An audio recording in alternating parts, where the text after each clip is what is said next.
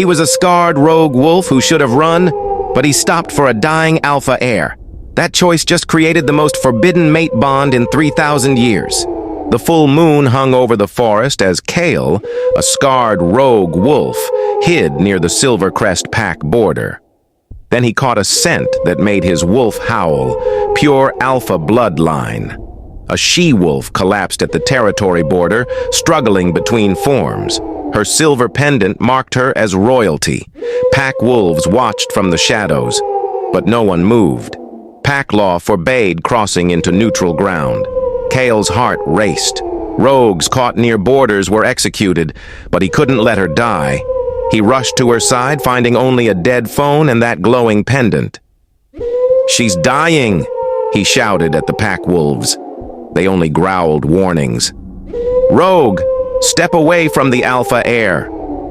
But Kael refused to move. He threw back his head and howled, desperate, broken, begging for help. The she-wolf's silver eyes flickered open, locking with his amber gaze. A silver thread of light sparked between them. The mate bond. Impossible. Alphas don't bond with rogues. Ever. Her fingers brushed his scarred cheek before she lost consciousness. Finally, a beta stepped forward. "Get the patrol, now." Within seconds, elite warriors burst from the forest. Massive, armed, their eyes glowing with supernatural power. Beta Commander Cormac stepped forward. "Rogue, step away!" "She needs help now," Kael shot back, surprising himself. 6 warriors surrounded them, weapons drawn. But the healer rushed forward, hands glowing blue. "Poison, Wolf's Bane, and Silver. She's been poisoned." They lifted the alpha heir onto a stretcher. The pendant caught moonlight, the 3-crescent symbol of Silvercrest royalty. This was Lyra Silvercrest, daughter of the most powerful alpha on the East Coast. "If you'd found her 3 minutes later," the healer said, "she'd be dead." Cormac studied Kael with new intensity. "You saved her life." The warriors began moving toward pack territory. "I'm coming with her," Kael heard himself say. The warriors laughed. "Rogues don't enter Silvercrest. You should be grateful we're not executing you." But Lyra's hand shot out, gripping the stretcher. Her eyes blazed silver. "He comes." Her voice was barely a whisper, but it carried absolute authority. "That's an order." Cormac couldn't refuse. As they moved, Kael followed into territory that should mean his death, because that silver bond pulled him forward. Kael stood outside the medical facility, watched by guards with silver-loaded crossbows. Hours crawled by. He was alone, exhausted, starving, but he couldn't leave. The mate bond hummed in his chest like a second heartbeat. When her pain spiked, he gasped. When healers stabilized her, he felt relief that wasn't his own. It was terrifying, impossible, real. "You're still here," Beta Cormac appeared. "She's stable. The poison's counteracted. You should go. You're free to leave Packlands." But Kael's feet wouldn't move. "I need to see her." Something flickered in Cormac's eyes, understanding. "The mate bond. You feel it." Kael's sharp breath was answer enough. "This is going to cause a war in the council. Alphas don't bond with rogues." "She's been asking for you," Cormac said quietly. 5 minutes. Inside, Lyra lay in the hospital bed. Felines running from her arms, but her eyes were open, bright silver, locked on the doorway, waiting. "Come here," she commanded softly. Kael moved to her bedside. "What's your name?" "Kael. Just Kael." Her fingers brushed his on the bed rail, the silver thread between them ignited. "You see it too," she whispered. The mate bond blazed between them, undeniable. Fate had chosen. Kael stood in the great hall, surrounded by 15 of the most powerful wolves in the territories. Every council member wanted him dead. "A rogue claiming a mate bond with our alpha heir? It's an insult," Elder Thorn snarled. In 3,000 years of pack history, there has never been an alpha-rogue mate bond. Lyra stood, radiating authority despite her weakness. The bond is real. We both feel it. The rogue is unworthy, Maven spat. No pack, no lineage, no standing. How can our heir mate with nothing? The word cut deep. Nothing. That's what rogues were. Kael saved my life when 8-pack wolves stood frozen, Lyra said quietly. He crossed borders that should have killed him. The territory wards let him pass. Ancient magic blessed his presence. Someone inside our pack poisoned me, Lyra continued. I need protection from someone I can trust completely. Someone the mate bond assures me is loyal. She pulled out her royal pendant, the Silvercrest crest. I invoke Alpha's right of protection. The room erupted. She placed the pendant around Kael's neck. Silver light exploded, filling the chamber. He is under my protection. Anyone who harms him answers to me. The pendant glowed against his chest, sealing an impossible bond before the entire pack. Again! The warrior's boot connected with Kael's ribs. Blood filled his mouth. Day 12 of brutal trials. 12 days of combat against warriors who wanted him dead. Darius, twice his size, attacked relentlessly. You don't belong here. You'll never be good enough for her. The words stung more than the hits. From the platform, Lyra watched, hands clenched, forced not to intervene. But Kael pushed himself up. 7 years of surviving alone taught him something these warriors didn't understand. When you have nothing to lose. He used speed, rogue tactics, unpredictability. The combat trials were only part of it. Elder Thorn tested him on pack law, history, politics. What got you exiled from your pack? Kael swallowed hard. I challenged my alpha for wanting to exile an Omega child. The child was sickly. A drain on resources. I said exiling a child was wrong. Thorn studied him. You were cast out for trying to save the vulnerable, yet you still saved an alpha who could have let you die. Weeks passed. Then Maven gave him the final test. Lead 3-pack warriors in a tactical rescue. He had 2 hours. They didn't expect a rogue to know leadership, but Kael's plan worked perfectly. 47 minutes. Mission success. Something shifted in the pack's eyes. Months of trials passed. Kael excelled at everything, but threats grew. The council plotted to use ancient laws to break the bond. Then came the full moon ceremony. Hundreds of pack members assembled on sacred ground. Lyra, in ceremonial robes, performed the ancient heir ritual. Her alpha power glowed as she spoke the traditional words, her voice carrying across the crowd.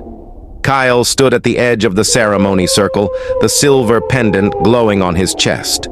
He watched her complete the ritual, feeling the mate bond pulse between them with every word. As Lyra spoke the final blessing, something unexpected happened. The mate bond suddenly erupted into visibility. Silver-gold light exploded from both their hearts, connecting them in a blazing thread that everyone could see. The pack gasped. Wolves dropped to their knees. Ancient symbols on the ground began glowing in response. Even the moon seemed brighter. The goddess herself was declaring their bond real. Elder Thorn stood, his expression conflicted. Ancient law is clear, he said loudly. A true mate bond blessed by the goddess cannot be denied without bringing curse upon the pack. Lyra walked through the crowd toward Kael, the bond blazing between them. She extended her hand. Together. He took it. Together. The alpha male trials, Maven announced. Only those of alpha bloodline attempt them. Most rogues would die. But Kael had been transformed by months of training, love, and purpose. I'm ready. The trials tested everything: strength, wisdom, leadership. But the final trial was the most brutal. You must face me, Maven said, shifting into her massive alpha war form. Not to win, to prove you can survive in alpha's full power. The fight was devastating. Maven's alpha aura was golden and overwhelming. Kael was smaller, bloodied, exhausted, but he refused to yield. Every time she knocked him down, he stood back up. "Stay down!" Maven roared, hitting him with enough force to shatter bones. Kael coughed blood but pushed himself to his knees. No. Through the bond, he felt Lyra's pain watching this, but he couldn't stop. "Why won't you yield?" Maven demanded. Kael met her eyes. "Because she's worth everything. Because I would rather die than prove everyone right, that I'm not worthy of her." Something shifted in Maven's expression. She powered down, returning to human form. Then she did the unthinkable. Maven, head of the warrior division, knelt before him. "You have an alpha's heart. Even without alpha blood, I accept you." One by one, the warriors knelt. The rogue had become alpha male. Kael stood before the council as alpha male, wearing the crest of leadership. "I'm proposing pack law reform. We create pathways for rogues to earn membership through trials." The council erupted. "This is madness." But Kael continued. "I remember every desperate night, every rejection, every rogue who died alone because no pack would give them a chance. We can change that." Lyra stood beside him. "The Silvercrest pack will lead this reform. We'll prove that rogues can be valuable pack members when given the opportunity. Our strength comes from our people, not just our bloodlines." Within weeks, the first rogue arrived at their border, a young female exiled for challenging her alpha. She was scarred, underfed, terrified. But when Kael reached out his hand, she saw hope.